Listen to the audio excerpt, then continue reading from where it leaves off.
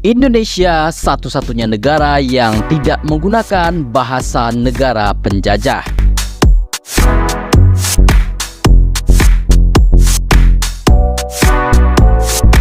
Mengapa hanya Indonesia saja, negara di dunia ini, yang sama sekali tidak menggunakan bahasa bekas penjajah, bahkan tidak ada satupun penuturnya di Indonesia? Sedangkan negara-negara seperti Indochina saja, walaupun penjajahnya adalah bangsa Perancis, bukan bahasa resmi mereka, tapi masih ada penuturnya meskipun sedikit. Negara Meksiko, Venezuela, dan negara Amerika Latin lainnya, sebagian besar penduduknya menggunakan bahasa Spanyol, karena negara-negara tersebut dijajah oleh Spanyol selama ratusan tahun. Dan masih banyak contoh negara lain yang juga menggunakan bahasa-bahasa dari negara penjajahnya, seperti India, Malaysia, dan Singapura yang masih mempertahankan bahasa Inggris, kemudian juga dengan Filipina yang masih mempertahankan budaya Spanyol.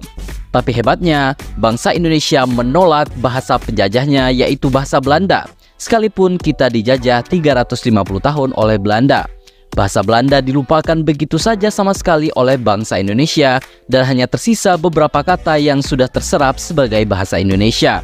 Ketika masih dijajah oleh Belanda, bangsa kita sudah menerapkan bahasa Indonesia menjadi bahasa nasional, yaitu ketika Kongres Pemuda kedua yang melahirkan Sumpah Pemuda. Bahkan dalam Kongres Pemuda, kalangan terdidik yang hanya bisa berbahasa Belanda dan daerah merasa malu, serta merasa perlu meminta maaf karena menggunakan bahasa Belanda dan tidak bisa berbahasa Indonesia. Sejak saat itu, mempelajari bahasa Indonesia menjadi salah satu agenda banyak anggota pergerakan. Indonesia sendiri mempunyai jauh lebih banyak jumlah bahasa, yaitu 746 bahasa, tapi tidak berperang. Malah menetapkan satu bahasa, yaitu bahasa Indonesia menjadi bahasa pemersatu Indonesia. Ini adalah salah satu kelebihan dari Indonesia kita. Pendapat lain dari penulis berinisial FH membeberkan kenapa Indonesia tidak menggunakan bahasa peninggalan bangsa penjajah, layaknya bangsa lain yang pernah dijajah seperti India, Malaysia, Singapura, ataupun negara lain di wilayah Amerika Latin. Pertama-tama, pertanyaan ini akan saya pecah dulu menjadi 3 pertanyaan. 1. Mengapa Indonesia tidak menggunakan bahasa Belanda sebagai bahasa resmi? 2. Mengapa tidak ada satupun penutur bahasa Belanda di Indonesia? 3. Mengapa Indochina seperti Vietnam, Laos, dan Kamboja masih memiliki penutur bahasa Perancis? Untuk pertanyaan pertama, saya tidak akan menjawabnya secara langsung. Sudah banyak artikel menarik yang membahas mengapa bahasa Belanda bukan merupakan bahasa resmi meskipun Indonesia telah dijajah sekian lamanya oleh Belanda. Untuk pertanyaan yang kedua, hal ini ada hubungannya dengan periode bersiap yang terjadi tidak lama setelah kemerdekaan Indonesia. Singkatnya, pada periode ini, seperti yang saya kutip langsung dari artikelnya, adalah lebih kurang seperti ini.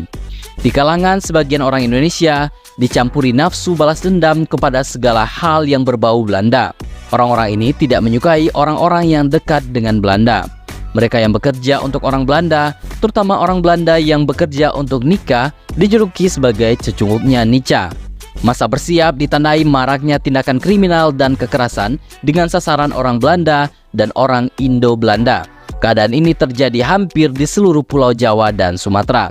Begitu tulis Triwahyuning M. Irsyam dalam sebuah buku berjudul Berkembang dalam Bayang-Bayang Jakarta, Sejarah Depok 1950 hingga 1990-an.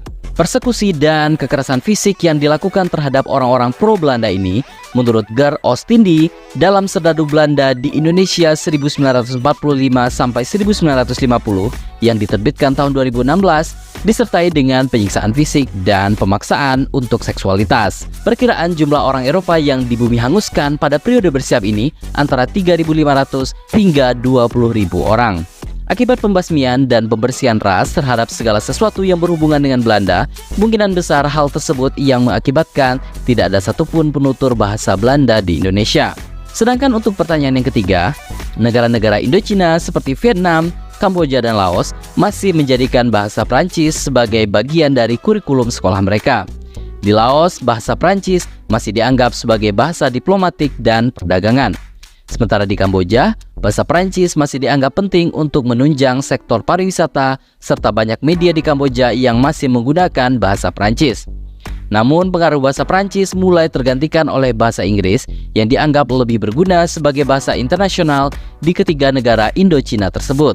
Sementara itu, pendapat yang sangat berbeda justru disampaikan oleh pria bernama ML. Sejatinya, meski sangat kuat dan kaya raya, Belanda adalah negara kecil.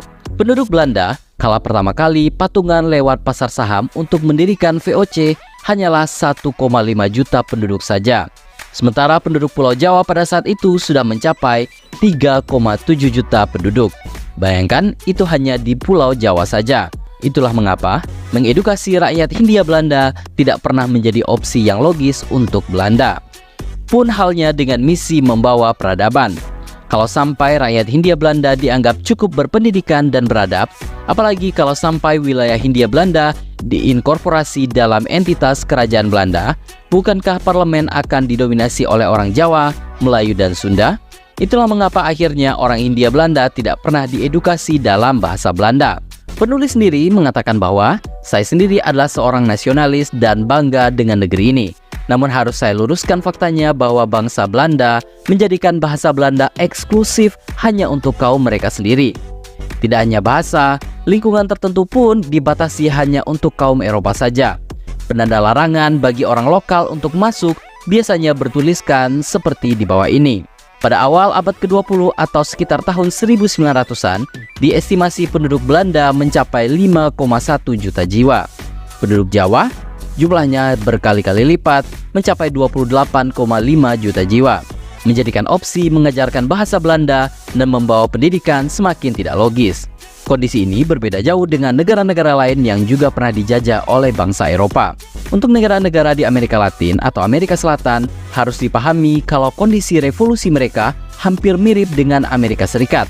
Mereka pada dasarnya datang dari Eropa dan berasimilasi dengan budaya lokal sana. Berbicara bahasa ibu seperti Portugis dan Spanyol tentu sudah menjadi konsekuensi dan umum.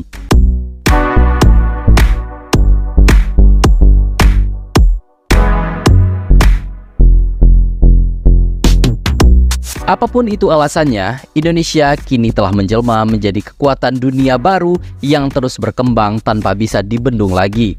GDP berdasarkan paritas daya beli Indonesia sekarang sudah berada di posisi ke-7 terbesar dunia. Prestasi fenomenal untuk negara muda yang berumur di bawah 100 tahun. Bisa dibayangkan bakal sebesar apa Indonesia nanti di ulang tahun emasnya yang ke-100 tahun di tahun 2045 mendatang. Mari sama-sama kita saksikan Indonesia Raya yang benar-benar nyata di depan mata kita. Jadi, bagaimana menurut pendapat Anda?